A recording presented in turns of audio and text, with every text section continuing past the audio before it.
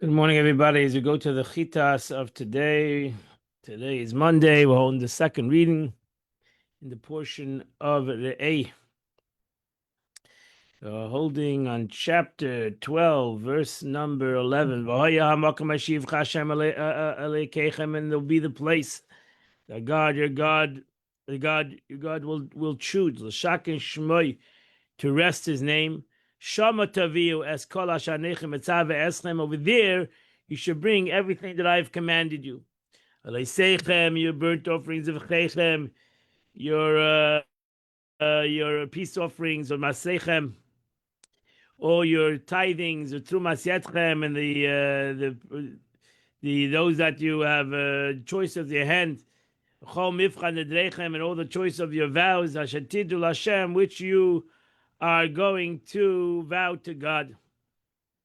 She says, meaning to build for yourself a chosen house, a temple, Beis Hamikdash, Beis HaBechira, in Yerushalayim. And so it says about King David, after the king dealt in his house, and God has given him rest from all his enemies around him. David HaMelech said to Nas and the prophet, see now, I dwell in a house of a cedar, and the ark of God dwells in curtains. And we need to build a Beis Hamikdash. We need to build a temple. Shama Taviu, there you should bring it. This is stated above regarding Shiloh. That's what Rashi translated yesterday. That the first place was Shiloh, the Mishkan. And here it's stated regarding the temple in Yerushalayim. The reason why the Torah mentions them separately was to permit a private altar in the period between one and the other, what was called the Bama. So the Bama was allowed on certain times when they were in the middle between the Mishkan and the Beis Hamikdash. There were Bamas between one another. I mean, after Shiloh was destroyed, and then they came to Noiv and was erected a temporary sanctuary there. And after Noiv was destroyed, and they came to Givon, private altars were allowed until they came to Yerushalayim, which became a permanently forbidden once they built the Beis Hamikdash. Yerushalayim now was prohibited to have any bummies, private altars. Mifchad Devrechem. Rashi teaches us that you should bring for the choice of your possession. You shall rejoice before God. Atem, you, v'neichem, you and your sons and your daughters. And your servants, and your maid servants, and also the Levi that's in your gates. Because a Levi doesn't have a part of Eretz Yisrael. Verse number 13. Be very careful. She be very careful that you shouldn't ascend an offering any place you see fit. Now she says, what is this possible? We already said that. Because this is a loisesa. Before it says you have to bring it to laseh, a positive commandment, bring it to the Beis Hamikdash. Now the Torah gives you a loisesa, a negative commandment, that you're not allowed to bring it out of the Beis Hamikdash. So therefore, a person brought a carbon out of the Beis Hamikdash. He didn't do an aseh, and he did a loisesa. Subject to passive commandment. Means that it enters your mind. However, you may offer a sacrifice in place. We know the famous story of Eliyahu Navi. This is the famous question to Gemara. How did Eliyahu Navi bring a sacrifice in Har HaKalma in Haifa? How did he bring a carbon? This was the question. So that's why Eliyahu Navi learned from this pasuk that there are certain times. Every rule has an exception. And you have to be a Navi to tell you that it's the exception. So therefore, that's what he says. If the Navi comes and tells you that this is an exception of a situation, that we're gonna bring a carbon out of Beis Hamikdash, which Eliyahu Navi did, and he brought it in Har HaKarmel.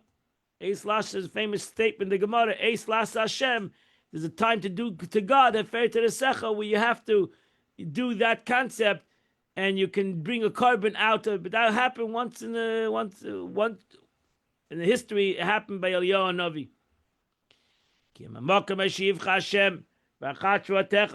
But only in the place where God has chosen, located in the territory belonging to one of your tribes. Sham tala lisecha. There you should bring your offering. V'sham ta, burnt of v'sham tasa eskalim tzimitzavchan. There you should do everything I command you. She says, which tribe was it? So first of all, it was in the portion of Binyamin. The Beis Hamikdash was in the portion of Binyamin. It was actually divided in between with the portion of Binyamin and the tribe of Yehuda. Yet above it says Mechol Shvatechem. It sounds like a double. Tribes.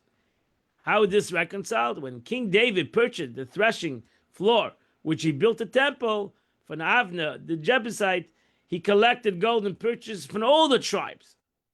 However, the location of the threshing floor was in the portion of Binyamin. So Binyamin had the Beis Hamikdash, and his part, we know that it was from the altar and on, it was in the tribe of Yehuda. But the Beis Hamikdash was built in the tribe of Binyamin. But ultimately, it was also the tribe of Yehuda, and also it was also built by all the tribes. B'kol shvatech. Verse number 15. However, as such as you desire, you shall slaughter. Even though that means you're allowed to eat meat. You're allowed to eat meat. You don't have to always bring a carbon. You can shecht a cow for the sake of eating meat. Which the Abish is going to bless you. B'chol sharecha, in all your gates, you can eat meat. Hatame v'ator, whether you're pure or impure, you're allowed to eat meat. You don't have to be pure to eat meat. In the Beis Hamikdash, to bring a carbon, you have to be pure, but not to eat meat. Katzvika ayal, just like a gazelle and a deer together. Now she says, Torah is talking about it. If its meaning is permit them to eat unconsecrated meat out of desire without requiring offering up to Zegna Peit on the altar, that cannot be. For it already says elsewhere that Rashi is bothered. We already have this law that you're allowed to eat meat. I will eat meat. To what so then it says already. We know that already in a couple of verses that the Torah tells you you're allowed to eat meat. So what is the Torah talking here? What is this pasuk talking about? So therefore, Rashi is not the pasuk talking about the allowed to eat meat. It's talking about the sacrificial animals that develop a blemish, telling you that they may be redeemed and eaten anywhere. If you consecrated an animal and you made it holy, Kodesh, to the Beis Hamikdash, to a carbon, and now it created a blemish, now the certain sacrifice that you can redeem. And now this animal, even though it was consecrated, becomes like a regular animal. And it can be eaten, whether you're tamei or you're tar. And that's what the pasuk has come to. I might think they may be redeemed, even to develop a temporary blemish. The Torah says rak. This you have to learn the Gemara. Only if it creates a everlasting blemish. Tizbach v'achalta. You may slaughter and eat. Sharing them or drinking their milk does not become permitted for you. Only eating their meat after slaughtering. So this okay. You have to go to you have to go and learn all the laws of sacrifices that became impure, and which sacrifice you can redeem, which you can redeem, what means to redeem, etc. Atom of atar, since this meat has previously been had consecrated status, about which it says sacred flesh that touches anything ritually defiled must not be eaten. It's necessary to allow them to ritually defile. Therefore, the Torah comes to tell you number 2 is once you redeem it, even the animal can become ritually defiled. And a ritually defiled person made to eat this from the same dish. Katzvi kayal, it comes like a gazelle and a deer. Why did the Torah sell a gazelle and a deer? Because we know that in the Torah, no gazelle and no deer was brought, even though they're kosher animals, they were not brought in the Beis Hamikdash. Usually a cow, a sheep, a goat, not any deers were brought in the Beis Hamikdash, not gazelles, etc., etc. were not brought in the Beis Hamikdash. So therefore, it tells you that it's like a gazelle and a deer. Just like a gazelle and deer is kosher to you, and you can eat it after you shecht it. So too, this animal is kosher to you, and you can eat it after you shecht it. Katzika, this comparison is made exempt to blemish sacrifice, even from giving the forelegs and the cheeks. You don't have to give any part of this animal, not to the Beis Hamikdash, not to the Kohen. It simply becomes, once you redeem it, it becomes like a regular animal.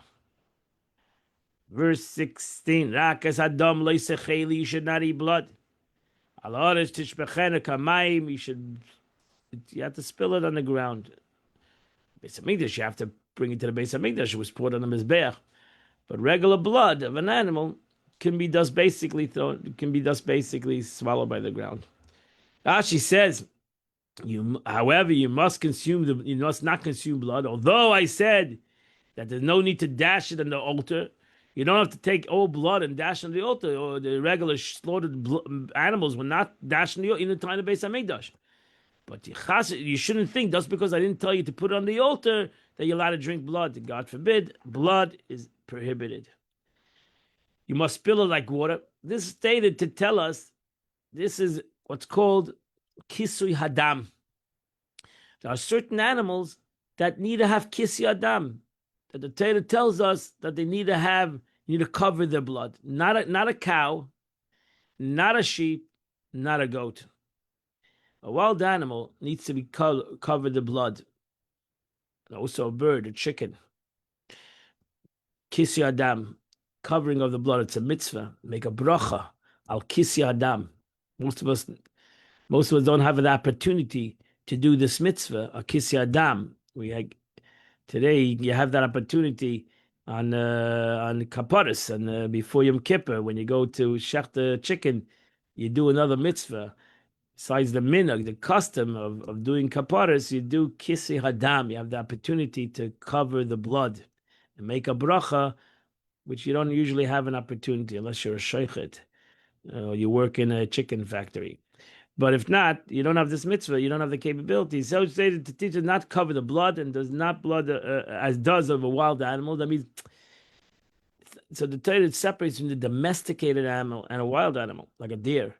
So the Torah tells us you have to cover the blood of a deer. You don't have to cover the blood of a cow. There's no mitzvah. So you go to shlachta, so you shecht cows, you don't have to do the mitzvah kisui hadam.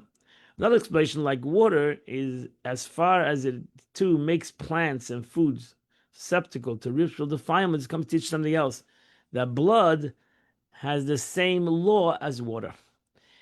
And just like water can make somebody, because a person has to come in contact with food, has to come in contact with, or vegetation has to come in contact with water to be able to come susceptible to tumah. Has to come huva b'mayim, has to come connected with water. So blood, if blood would be come upon water, upon a vegetable, now becomes it also blood in the law of tumah and tara is the same law. It's considered water, kamayim, lahachshes azroyim, that it makes susceptible foods to become tummy, to become the capability of becoming tummy. Verse number 17, you cannot eat in your, you may not consume within your cities. Maaseh the gancha, the second tithing of grain. From your wine and oil. The firstborn of your cattle. And of your sheep. And all your vows. Which you're going to vow, and the that you have the dedicated and elevated by your hand. Over here, the Torah is talking about things you have to bring to Yerushalayim or to the Beis Hamikdash, whether it's Ma'aser Sheni or Bekeres or Becheres, Bekurim. These certain things you could do Truma Maisa, you can give the Kohen anywhere or the Levi anywhere, but certain things have to be brought to the Beis Hamikdash. And we know this already. Scripture comes to place a passive commandment on this act to clarify that one cannot fulfill the obligation by doing it, any obligation by doing it, Rabbi Yeshua ben Kairach says, you are physically able to eat these foods. Indeed, there's an obligation to do so, but you are not permitted to do so. You can fulfill the obligation. Similarly, the tribe of Yehuda was unable to drive out the Jebusites, the inhabitants into Yerushalayim. They were physically able and indeed commanded to drive them out, but they acted as if they were not permitted. They were not permitted to do so because of the desecration of God's name it would entail. For Avram made a covenant with them and acquired the cave of Machpelah for them. They were not Jebusites but Hittites, but they called Jebusites on account of their city, named Yovus. So is explained in Pikad Rabbi Lezer. This is the meaning when it says, you will not come here unless you remove the blind of the lame, referring to the stature which increased the oath, meaning once these reminders have been removed, there's no longer any obstacle to conquer Yerushalayim. It's very interesting, Rashi, that in essence, the pasuk is teaching us a total different concept of what the Jews, until David HaMelech came and the Jews let Yerushalayim for hundreds of years not to conquer it and not to do what they were supposed to do, not because they couldn't do it, because they didn't want to do it. That's what you imagine the Jews were in Eretz for 400. Here Moshe Rabbeinu was prophesying about Yerushalayim already before crossing the Jordan, and the Jews ultimately didn't do that prophecy for hundreds of years. Moshe Rabbeinu was shocked. Why didn't you do it for hundreds of years? Why did it take you so long for you to accomplish the concept of all these mitzvahs that the Torah wants that would bring to Yerushalayim? Mitzvah Ma'aseh Sheni was Yerushalayim. So for hundreds of years it wasn't accomplished, not because they couldn't do it, because they didn't want to do it for whatever reason. And they blamed it over here. Rashi says on Avraham Avinu, who made a pact with the Hittites. This is a warning to the priests. This is the first fruits.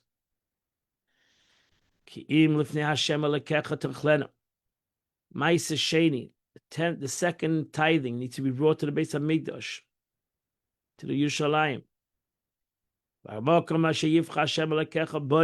In the place that God will choose. You and your sons and your daughters and your slaves and your maidservants, and even the Levi. And you come to Yerushalayim and you're going to celebrate whatever God has endeavored you, whatever God has given you, Baruch Hashem. And Asher Lefnei Hashem, what means before God? We're talking about in the walls of Yerushalayim. So the Jewish people had to bring them the first offerings and Ma'aseh Sheni, the second tithe of the second year, and to bring it to Yerushalayim and celebrate in Yerushalayim. If you have nothing left to give him of what's due to him, meaning the first tithe, give him the tithe of the poor. And if you have no tithe of the poor left, invite him to join you to eat in the peace offering. So therefore, invite him to Yerushalayim. You're going to bring Korban Shlomim. Maybe you don't have enough to give him, but you'll have enough. You're going to bring a carbon. So therefore, you're going to bring a sacrifice. You're going to bring the Bikurim.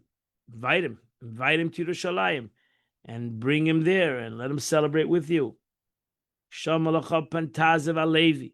Be very careful that you should never forsake the Levi. Kol yamecha ala demasecha, all the days you're on this land. Again, lit and loisese. You have many times the Gemara says that over here the Torah wants to, not only that it's a mitzvah to help a Levi, but if you don't help the Levi, it's a loisese, that you've done a negative commandment.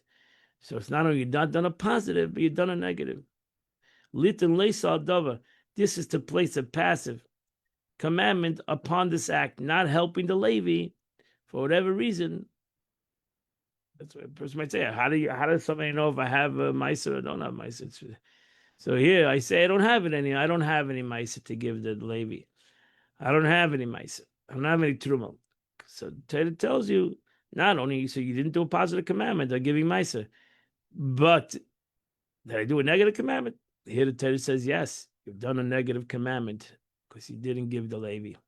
I love the Mosra, but in the diaspora, you are not warned to care of him any more than any Jewish person.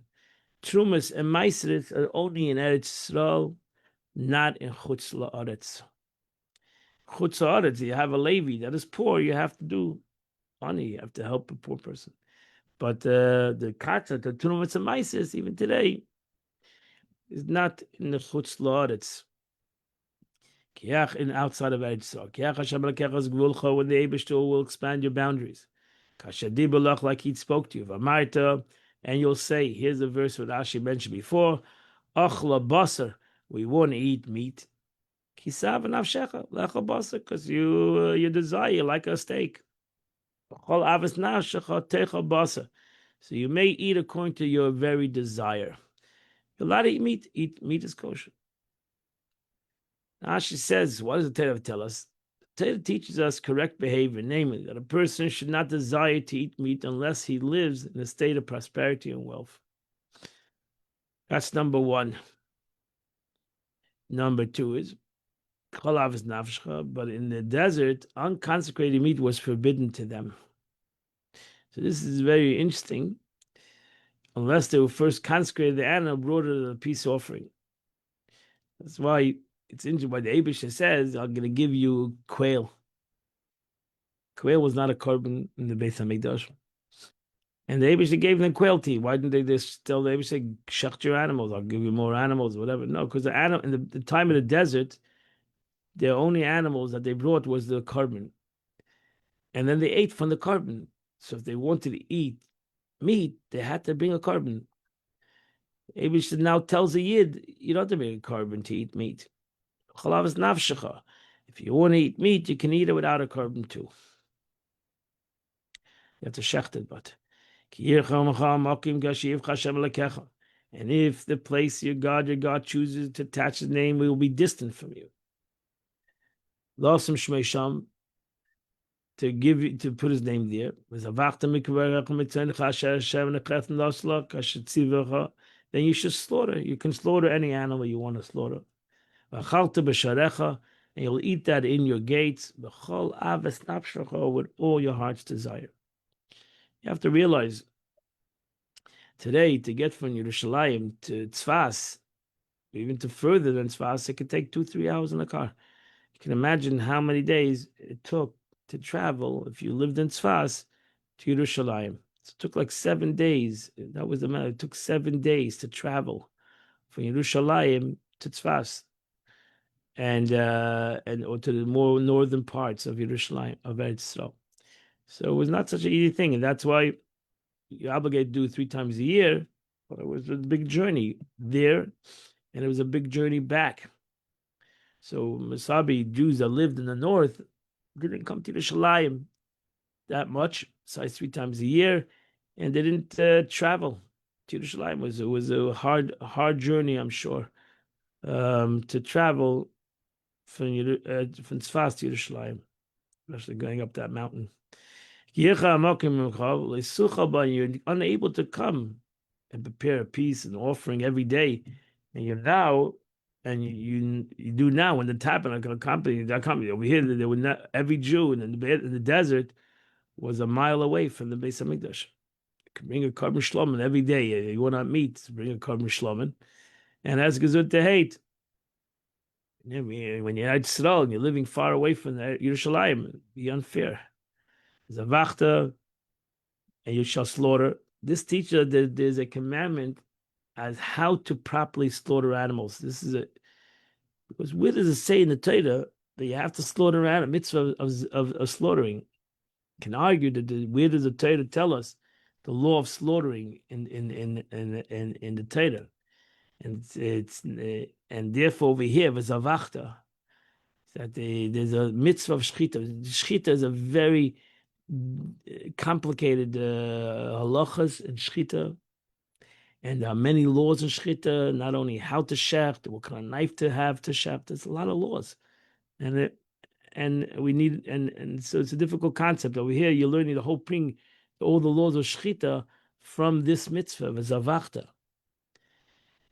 Ve'hein hilcha shchita, and what I ask, how did we know the laws of shchita? Where did the Torah talk of the laws of shchita? And these are rules. The Gemara says, Allah l'meish meshina. This was told us from Moshe when Moshe Rabbeinu taught the laws because they shechted in the Beis Hamikdash.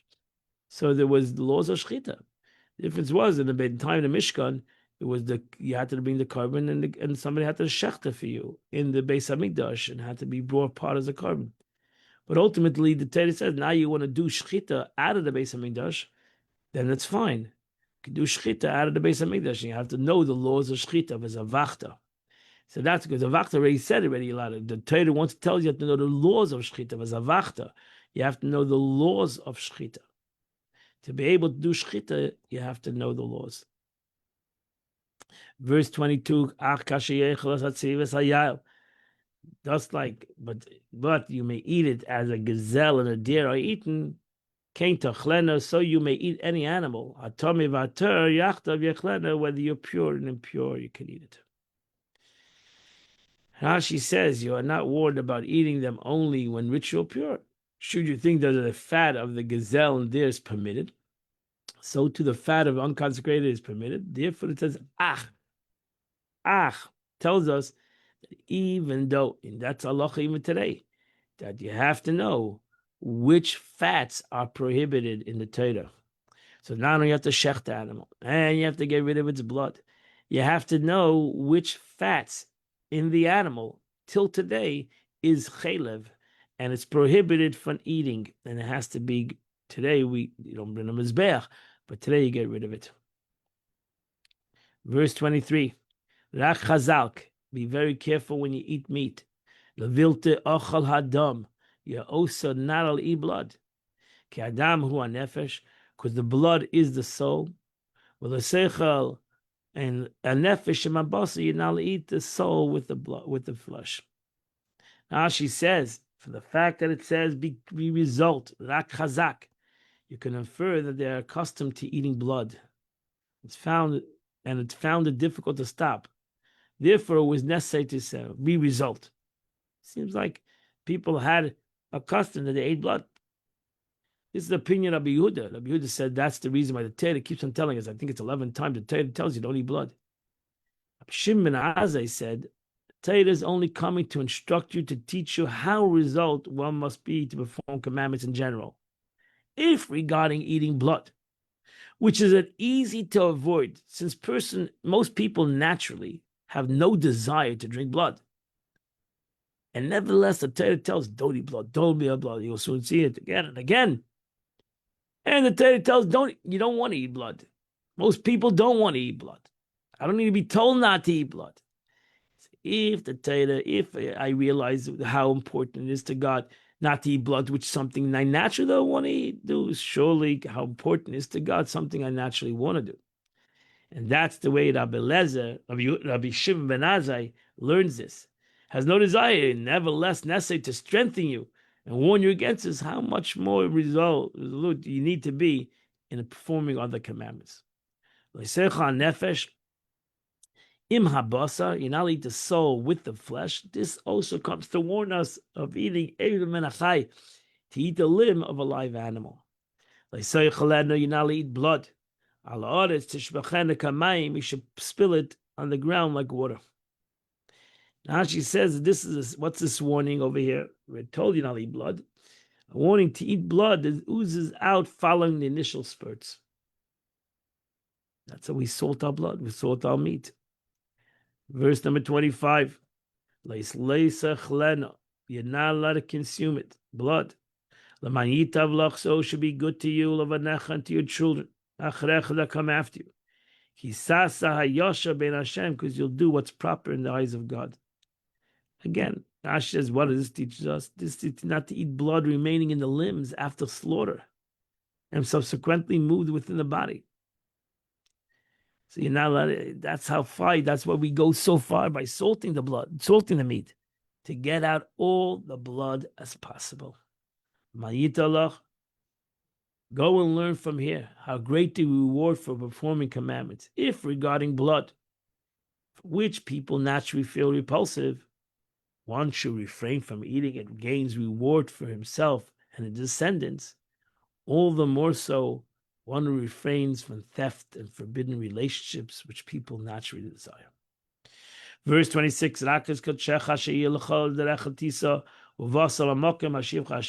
you must take your consecrated animals that you have, even though you're allowed to eat all animals, but if you consecrate an animal to the Beis Hamikdash, you have to bring it to the Beis Hamikdash, as well as the animal used to fulfill your sacrificial vows and come to the place that God has chosen.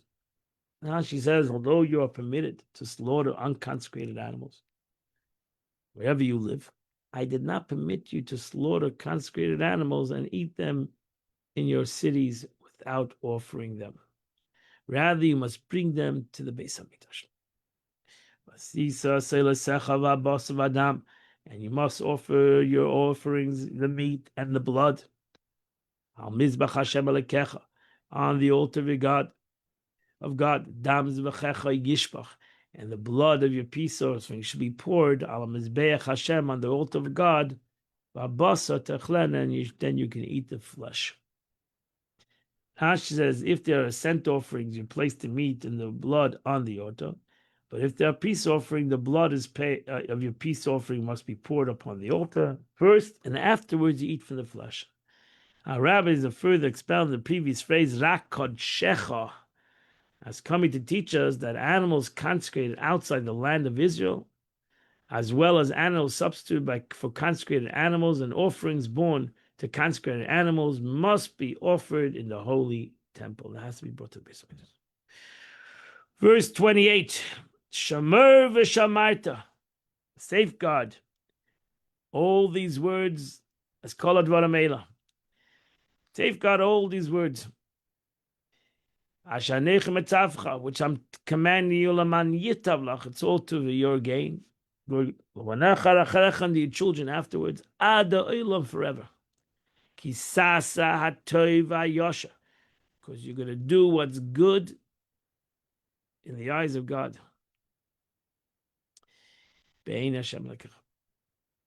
She says, this refers to study. Shamer. Shamer zu Mishnah. You must safeguard it within you so that you not forget it. You need to learn. As it says, for the pleasant, for it is pleasant, if you have safeguarded them within you. And if you have studied, and you'll be able to hearken, meaning to fulfill that what you have learned. With us and further, wherever is not amongst those who study, cannot be among those who properly perform commandments. You need to learn. It's a Shomer v'shamaita. Shomer means to learn. To learn and to take what you learn seriously. As kol advarim eila, this teaches us that a light commandment must be dear to you more severe commandment. It's kol advarim eila. Don't choose what you want. Do what is right. Hatov, what's good is in the eyes of heaven. By Yashar, what is proper in the eyes of man. Vasisa hatov vayasha. You should do what's good in the eyes of God, and you should do what's good in the eyes of a human being. That completes the Chumash for today. What a beautiful Chumash. We now go to the Tanya of the day. Okay. We're holding still in the 7th letter of the Alter Rebbe. Hashenu mavtev chalkenu. That's how the Alter Rebbe started to explain the verse. Hashenu mavtev chalkenu. How pleasant is our lot. Umanoyim garaleinu. I'm sorry. How pleasant is our portion. Chalkenu is our portion. Umanoyim garaleinu. How beautiful is our lot. Till now, the Alter Rebbe explained the term our portion. He now goes to explain the term our lot. The above quoted verse, how pleasant is our lot, signifying something bestowed exclusively and merited only by a lottery. How fortunate is that we run the lottery. We won the lottery. Before we mentioned how we have given a portion. The Eibusha gave us a portion in himself, in godliness, etc. And now the Eibusha gave us more than a portion. He gave us a gift. He gave us a lottery.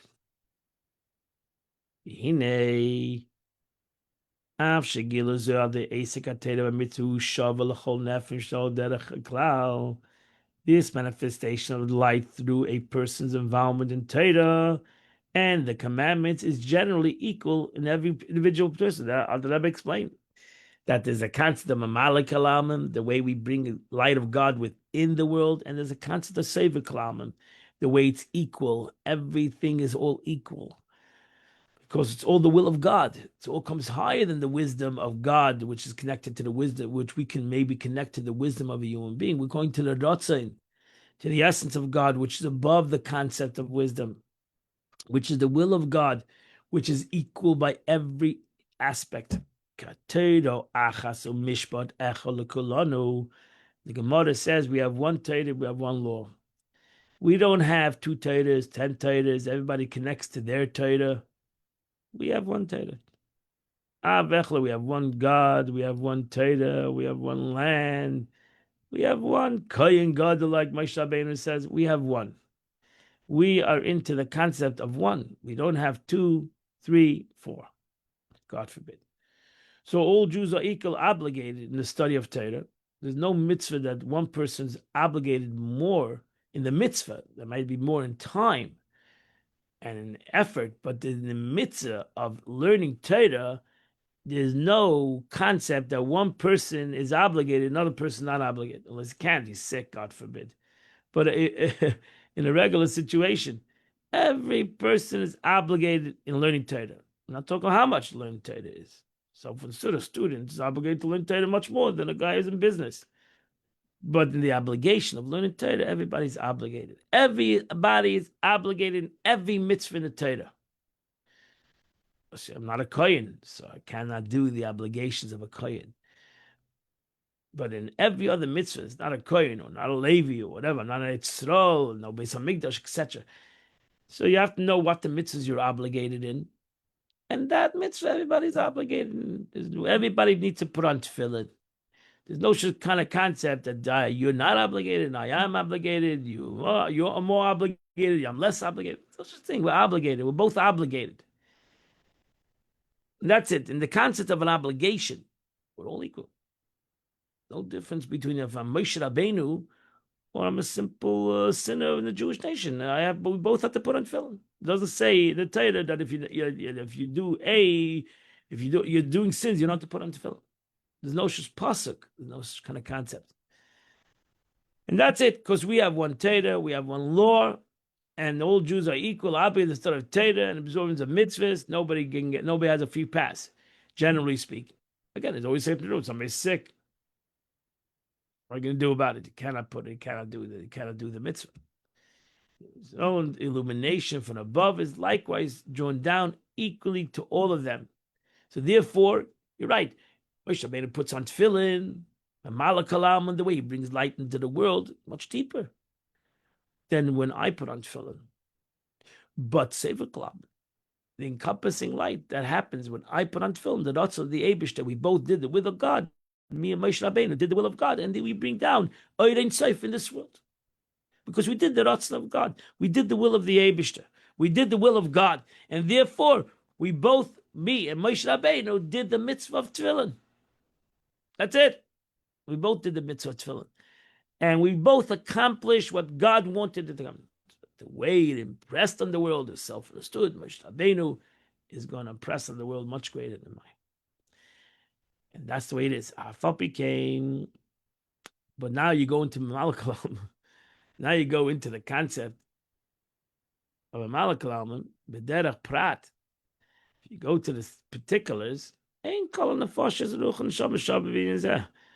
no equality. There's a Kohen, there's a Levi, souls a Tzaddik, there's a Beinoni, there's a Rasha. There's a lot of people.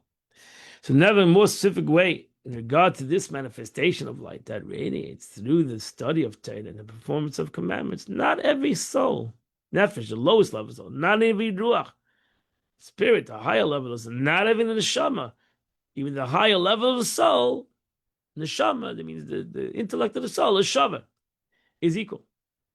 Depends on the period of time that the reincarnation came into this world. So, as generations go down, we go lower. We're not in the times of Tanoim. We're not in the times of Nevi'im. There were times in the history there were Nevi'im. There were prophets, holy people. Then there were Chachamim, Tanoim, Amoraim. We're not in that time. We don't have Tanoim. We don't have Amoraim. We don't have prophets. Different generation. So most souls of the present generation are incarnations of souls that are descended into the world in earlier times. They descended once again in order to rectify some aspect of the previous incarnation. That's the Arizal.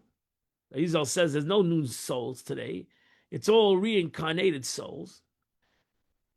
Because every soul can reincarnate to many souls. The degree of radiance of the soul received from above, although the performance of a particular mitzvah depends upon the era in which the soul defines itself in this world. So the question is, this is your generation. You have to know your generation. You got to know which generation you're in. You're not in the generation of the first base of Mikdash. You're not in the generation of the second base. You're not in the generation of the desert. You're not in those generations. We are in a different generation. We are in a different reality. And therefore, we have a different avodah in this world.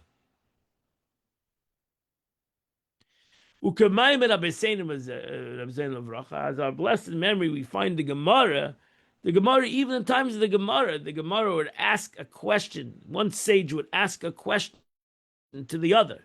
He would say, your father, what was he most careful in? What was your father? What is your father's purpose? In those days, they knew even what their purpose was. Amalei b'tzitzis. And one rabbi said, in tzitzis, my father came down to the world for the sake of putting on tzitzis. This means that the performance of the commandments command kindled within this man a particular illumination and revelation. And it was this godly light that inspired his scrupulous performance. In the spirit of this teaching, and the view of the fact that 3 rooted letters in the word Zohar, translated above, careful, also means luminous, the above quoted question has been understood by the Mittel Rebbe as follows: as a result of which commandment was your father's most luminous? That was the question. How did your father illuminate the world? He said, my father illuminated. He did everything else. Talking about a tzaddik. Did everything else. But my father illuminated the world through tzitzis, through that mitzvah. And they asked another Tana. Another Tana said wearing a yarmulke. One Tana said wearing a yarmulke. That was my illumination. Etc. And the Gemara is beautiful Gemara there. That means that you're talking about a generation that knew exactly, that even though they knew they did the whole Torah, every mitzvah, but they knew exactly the Avodah. Who can say that today? Who can tell me what is their illumination in the world? If you could, God bless you. And therefore, that's the reality. It's not that we're negative. It's not that we're bad. Every generation had its purpose. Not only do the soul differ, but the generation differ as well. There has been a generation whose primary spiritual challenge was the study of Torah. In other generations, it was charity, and so on. For the reason of this, and therefore you see the leaders of generations were different. Because there was a different avodah. There was a different service of the generation. For this reason, the souls of those generations are specifically illuminated by the performance of those specific commandments. Just like you find the organs of a body. Every organ, even though there's a general concept of a human being. We're human beings. But then we come into particular. What does the hand do? The hand doesn't do what the foot does. The head doesn't do what the heart does. And everybody has their avenue. Everybody has their place. And Baruch Hashem, hopefully everybody stays in their lane. And they accomplish what they're supposed to accomplish. They don't try to go to somebody else's lane. Because they have their avodah. Ayin l'rois, v'oz l'shmaya, the eye to hear, the eye to see, the ear to hear. Kach kol mitzvah meir or prati. So too, every mitzvah has a purpose. Because it comes down to bring a particular. And this radiates a particular instinctive light of the infinite light of God. So therefore, everybody has a particular avodah. It's everybody has a particular avodah. Every generation has a particular avodah. Even though that Arizal says that the thousands of years of journey is really the journey of the neshama, because when the Eibishter gave the Jewish people the Matan Torah 600,000 souls, the general souls, he gave these 600,000 souls on mission. 613 commandments, and each soul has to do it. Not only have to do it, as we learned once, they have to do it in all four levels of machshav, of paitis. They have to do it in all three levels. Pshat, emes, druch, soid, and also in all three levushim. Machshava, dibur, ma'aser, thought, speech, and action. So that's why the neshama has to make galgal many times. Because first it has to do every mitzvah. That's its journey. And it has to do every mitzvah on all levels. So we have to feel. So how then can we say that the soul that descends in this world is given a period, will receive its godly illumination as an individual request, thereby necessitating particular scrupulous and specific commandment?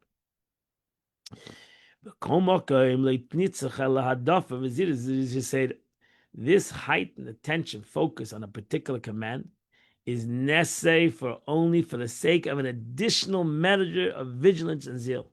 B'yeser says, v'yeser full of a completos, a zeal, doubly and exceedingly elevated and powerful. L'mayla mizhizrus shara mitzvahs, surpassing the excitement and the passion that a person has in any other mitzvahs. That he realizes that this mitzvah is the mitzvah that he has to do everything else, because he has to accomplish all 630 commandments. So he has to do everything else. But this is the mitzvah, this is the aver, this is the exact channel I need to accomplish in this world. And this is the wording. You look in the wording, it says the Gemara, not the b'may havazor. He was Zohar in everything. We're talking about a Tana. We're talking about a great sage. He was very scrupulous and zealous in everything. Tfei, which one of all things that he was scrupulous in and he was excited in, he was especially excited. Because he realized this is the avodah of his neshama. Even though the neshama has all 613, but his neshama came down here for the world for a particular purpose within the 613 commandments. And that's his avodah. Tfei daika. The word is most used in the above quoted individual when he's asked what commandment your father was most careful. Not what commandment was careful. He was careful in every commandment. But within every commandment that you were careful, what were you most careful in? Scrupulous observance indeed implies in all commandments. The question is only about the command that earned his attention.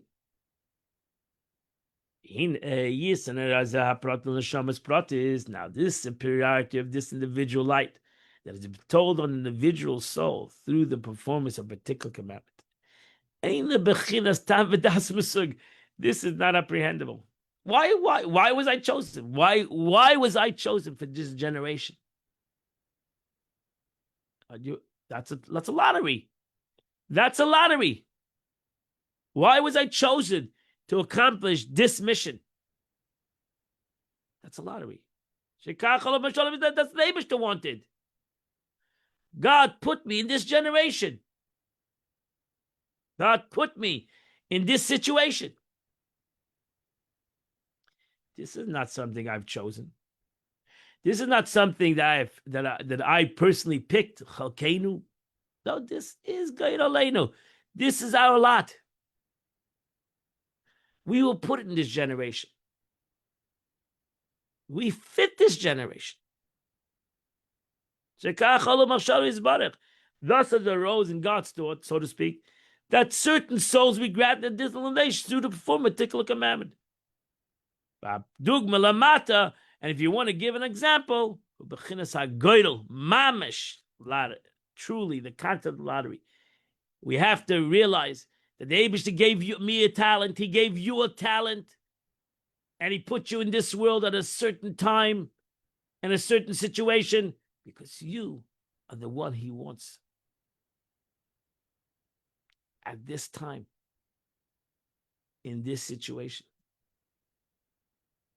That was God's choice. That's a lottery.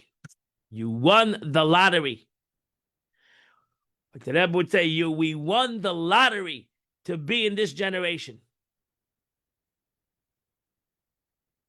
Not because we're greater, not because we're more special. No, then it's not a lottery. We won because it's a lottery. The Eibishter Pashat put us in this generation, this time in history. Eibishter gave us a schus. Pashat gave us the ultimate merit. Lottery. I won the lottery to be part of this generation, to be part of this situation, to be part of this community, to be part of this world, to be able to be part of Am Yisrael the way it's today. I want to be in the times of Tanoim. I don't want to be in times of the Amarayim. I don't want to be in times of Nevi'im. I'll be in times now. Because that was the lottery. That was the lottery. The fact that one person wins a lot while another person do not is likewise not a category of apprehensible reason. Rather, so it has been deemed from above. As the verse indicates, the lot is cast into the lap. From God is its disposition. This then is the meaning how pleasant is our lot. This in a particular degree of godly illumination of specific soul through the performance of a select commandment is wholly dependent upon the consideration of the transcending of logic.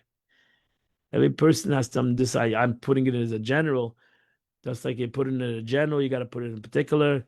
Every person has to say, this is what the Eibishter wants me right now, not because it makes sense, because this is what God wants. It's a lottery. But chosen to be the right person at the right time by HaKadosh Baruch Hu to accomplish what I need to accomplish in this world. So that's a general answer. Why aren't we seeing miracles like the past? Why are we in the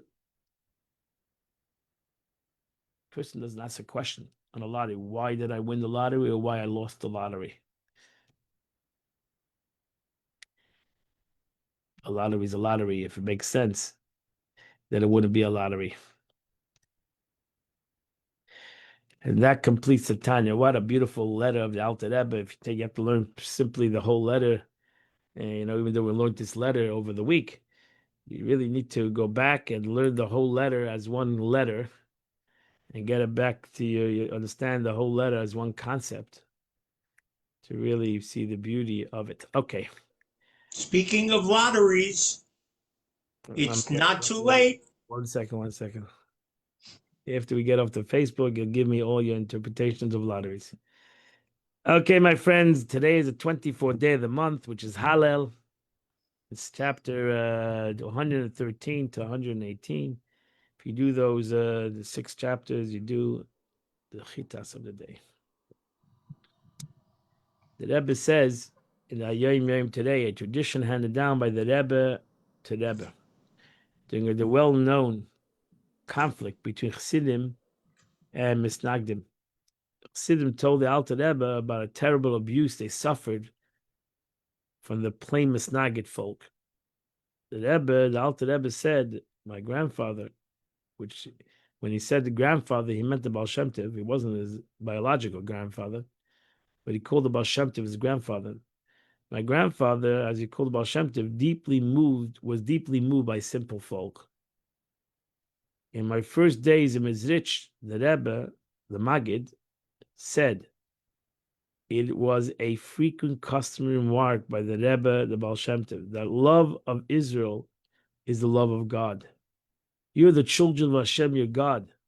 When one loves the father, one loves the children. And therefore, you should not have any negative thoughts about another Jew, even though he's in conflict with you. And that completes today, my friends. I wish you all a wonderful day, and we'll see you tomorrow. 8 o'clock, we'll continue to learn the Chita.